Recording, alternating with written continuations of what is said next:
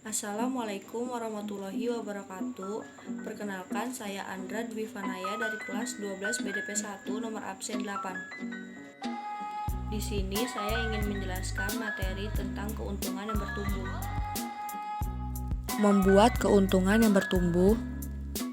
Bagaimana jika Anda dihadapkan pada pilihan strategi di mana Anda harus mendahulukan keuntungan pertumbuhan bisnis?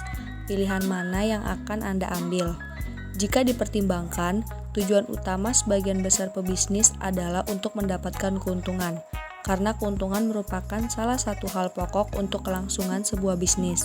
Namun, bagi Anda yang ingin mendahulukan pertumbuhan bisnis, maka Anda harus memastikan bahwa modal yang Anda miliki benar-benar mencukupi atau lebih untuk berinvestasi dalam hal-hal operasional, sehingga jika diperlukan biaya yang lebih besar, Anda dapat menanggung biaya operasional agar tetap berjalan sampai dengan keuntungan stabil kembali.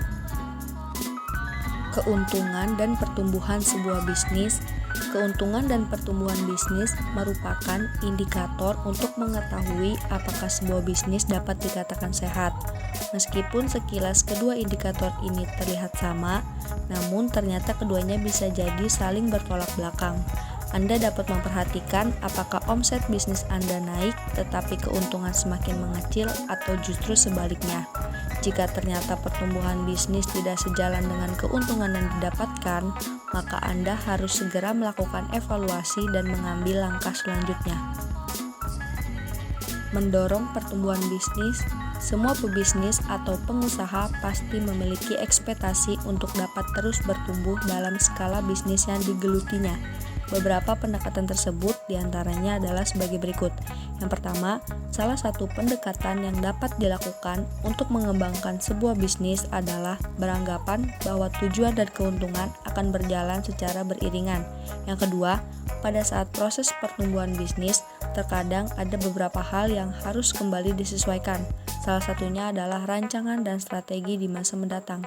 Yang terakhir, aspek penting di dalam pertumbuhan bisnis terdapat pada orang-orang di belakangnya. Salah satunya adalah pada tim dengan mencari personil-personil yang lebih visioner. Yang terakhir, cara mencapai keuntungan bisnis secara maksimal. Yang pertama, fokus pada perkembangan bisnis secara bertahap. Yang kedua, melihat sebuah masalah menggunakan sudut pandang secara objektif. Yang ketiga, mulai mengembangkan masing-masing bagian yang ada di perusahaan atau bisnis. Yang keempat, menyusun strategi dan rencana eksekusi. Yang terakhir, setelah menyusun rencana dan mengeksekusinya, langkah selanjutnya adalah melakukan monitoring pada perkembangan dan mencatat hasil rencana tersebut.